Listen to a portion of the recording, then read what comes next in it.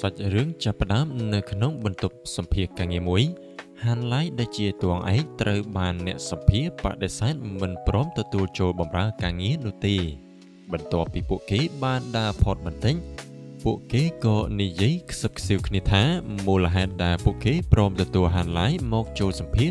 ក៏ដោយសារតែមេរបស់ពួកគេស្គាល់ហានឡៃតែប៉ុណ្ណោះពួកគេក៏បន្តនិយាយមើលងាយរួចក៏ដើរចេញទៅហានឡៃបានគិតខ្លួនឯងសពថ្ងៃនេះគឺជាមនុស្សបរាជ័យម្នាក់ហើយក៏គាត់បានដើរទៅកាន់ចំណតរថភ្លើងក្រោមដីបំរុងទៅដាក់ពាក្យនៅកន្លែងការងារផ្សេងទៀត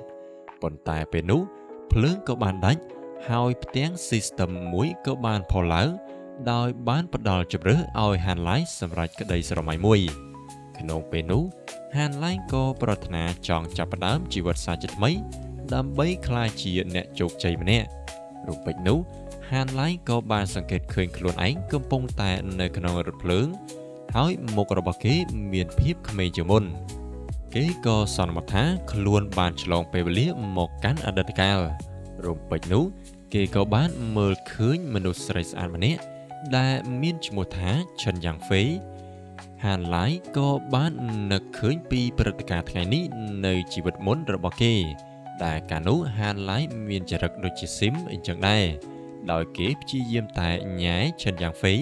យ៉ាងខ្លាំងក៏ប៉ុន្តែវាបានធ្វើឲ្យឈិនយ៉ាងហ្វេនេះធុញគេមែនទែនតែគេនៅតែខំជជែកតាមរហូតហានឡៃឥឡូវនេះគិតថាពិតជាគួរឲ្យអាម៉ាស់ណាស់ដូច្នេះឥឡូវគេនឹងមិនធ្វើដូចកាលមុនទៀតឡើយគេក៏យកមីទៅឆុងរួចក៏បានឆែកមើល system Windows ដែលជាថាមពលសម្ងាត់របស់គេហើយវាមានឈ្មោះថា Consumer System ដែលវានឹងផ្ដល់ point សម្រាប់អភិវឌ្ឍឬក៏ upgrade ទៅលើផ្នែកណាមួយដែលហានឡៃចង់បាន System នេះវាដំណើរការបានលុះត្រាតែហានឡៃចំណាយលុយដើម្បីទិញអ្វីមួយនៅពេលដែលទិញកាន់តែច្រើនក៏បាន point ដើម្បី upgrade ក៏កាន់តែច្រើនដែរហានឡៃក៏ស្រមៃឃើញខ្លួនឯងក្លាយជាមនុស្សជោគជ័យម្នាក់ប៉ុន្តែបញ្ហាចម្បងឥឡូវនេះគឺគេអត់មានលុយក្នុងការចាយដើម្បីយក point សោះបន្ទាប់ពីបានមកដល់កន្លែងវិញគេក៏បានឃើញមនុស្សម្នាក់ដែលមានចរិតដូចជាស៊ីមអញ្ចឹងដែរកំពុងតែញ៉ែឈិនយ៉ាងហ្វេហានឡៃក៏សើចតិចៗនៅពេលនោះម្នាក់នោះក៏ស្ដីឲ្យហានឡៃរួចក៏ចេញទៅក្រៅបន្តិចឈិនយ៉ាងហ្វេក៏បានមកកន្លែងទិញនំតែនំក៏បានត្រូវលក់អស់ទៅហើយនៅពេលនោះហានឡៃក៏ហុចនំមួយកញ្ចប់ទៅឲ្យនាងដែលលក់ក្នុងតម្លៃ2 យ៉ន់ 50 សេន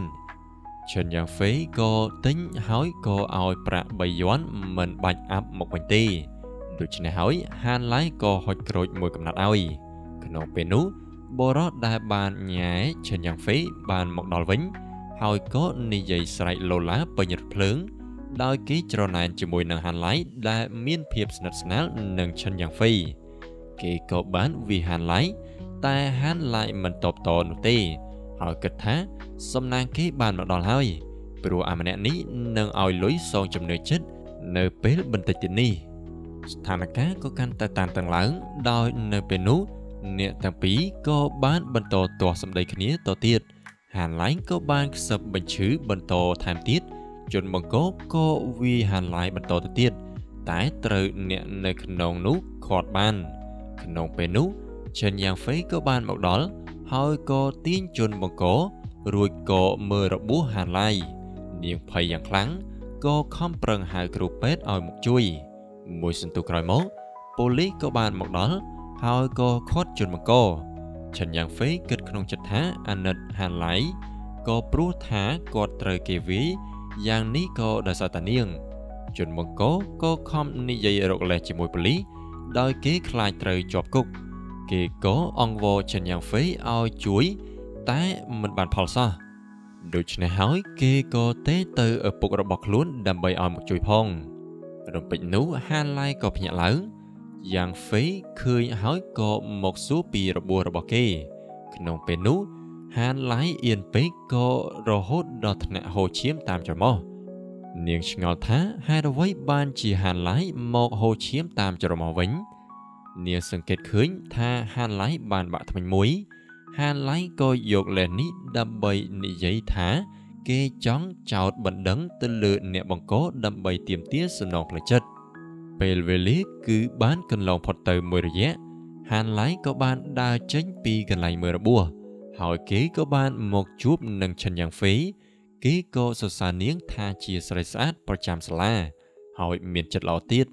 បន្ទាប់ពីនិយាយគ្នាលេងមួយសន្ទុះរថភ្លើងក៏បានមកដល់ទីដៅហើយប៉ូលីសក៏បានចាប់យកជនល្មើសទៅឃុំឃាំងជាបណ្ដោះអាសន្នទស្សនភាពក៏បានបង្ហាញពីបន្ទប់អ្នកជំងឺក្នុងមន្ទីរពេទ្យរាល់ការចំណាយទាំងអស់ត្រូវបានអាណាព្យាបាលរបស់ជនបង្កនេះជាអ្នកចេញឲ្យហានឡៃបានសង្កេតឃើញថាគេទទួលបាន experience point ជាច្រើនទោះបីជាគេមិនបានចាយលុយអ្វីតទៅសោះនៅពេលនេះឈិនយ៉ាងហ្វេនិងហានឡៃមានភាពស្និទ្ធស្នាលយ៉ាងខ្លាំងហានឡៃក៏គិតស្ដាយមែនទែនដែលជីវិតមុនគេមិនបាននិយាយគ្នាជាមួយនឹងឈិនយ៉ាងហ្វេដែលជាស្រីស្អាតនេះប៉ុន្មាននោះទេហើយនាងក៏បានការចោលទៅទៀតនៅពេលនេះចាស់ក៏បានមកដល់ក្នុងចំណោមនោះមានបុរសក្បាលត្រងោលម្នាក់ដែលជាឪពុករបស់ជនបង្កគាត់ក៏បានសុំទោសទៅកាន់ហានឡៃហើយចង់ផ្ដល់សំណងផ្លូវចិត្តដែលមានចំនួនទឹកប្រាក់$80,000យួន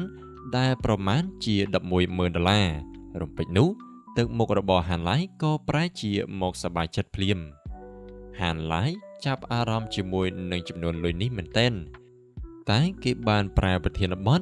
ហាក់បីដូចជាមិនចង់យកលុយនោះទេព្រោះថាបើមិនយកលុយវារៀងខូលជាងហើយក៏បានប្រាប់ទៅកាន់អាណាព្យាបាលរបស់ជនបង្កថាឲ្យខំប្រឹងណែនាំកូនរបស់គាត់ល្អជាងហើយគេមិនត្រូវការលុយនោះទេ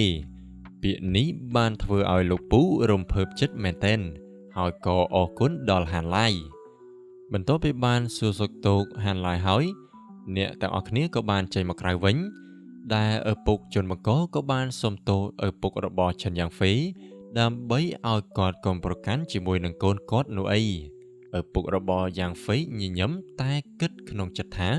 បើមានបញ្ហាពាក់ព័ន្ធជាមួយនឹងកូនគាត់ទៀតប្រកាសជាស៊ីកណ្ដាប់ដៃរបស់គាត់ផ្ទាល់ហើយបន្ទាប់ពីបាននិយាយគ្នាចប់ហើយពួកគេក៏បានលាគ្នាឪពុកយ៉ាងហ្វេក៏បាននិយាយជាមួយនឹងកូនរបស់គាត់តាក់ទងជាមួយនឹងហានឡៃថាកូនគាត់ប្រហែលជាចាប់អារម្មណ៍ទៅលើហានឡៃនេះមែនហើយយ៉ាងហ្វេក៏និយាយសរសើរពីហានឡៃបន្តិចបន្ទាប់មកឪពុករបស់គេក៏បាននិយាយថាមនុស្សប្រភេទដូចជាហានឡៃនេះភាគច្រើនផ្ដោតទៅលើការជោគជ័យក្នុងជីវិតជាងអារម្មណ៍ផ្ទាល់ខ្លួនដូច្នេះហើយគេប្រកាសជាមានអនាគតល្អនៅពេលមុខក៏ប៉ុន្តែគាត់ក៏បានអង្វរកូនរបស់គាត់កុំឲ្យមានអារម្មណ៍ស្នេហាអីដោយសារតែវាគួរឲ្យហត់នឿយណាស់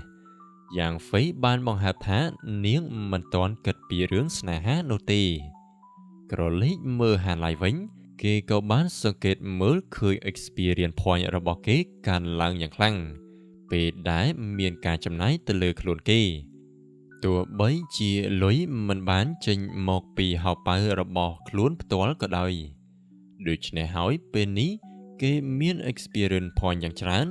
ហើយគេក៏សម្រេចចិត្ត upgrade ភ្នែករបស់គេឲ្យមើលច្បាស់ដូចដើមវិញគេក៏បានចុច yes នៅពេលនោះភ្នែករបស់គេក៏មានសុខភាពល្អវិញដោយមិនចាំបាច់ប្រើប្រាស់វ៉ែនតាទៀតនោះទេហើយមុខមាត់របស់គេមានលក្ខណៈស្អាតសង្ហាមួយកម្រិតលើពីនេះទៅទៀត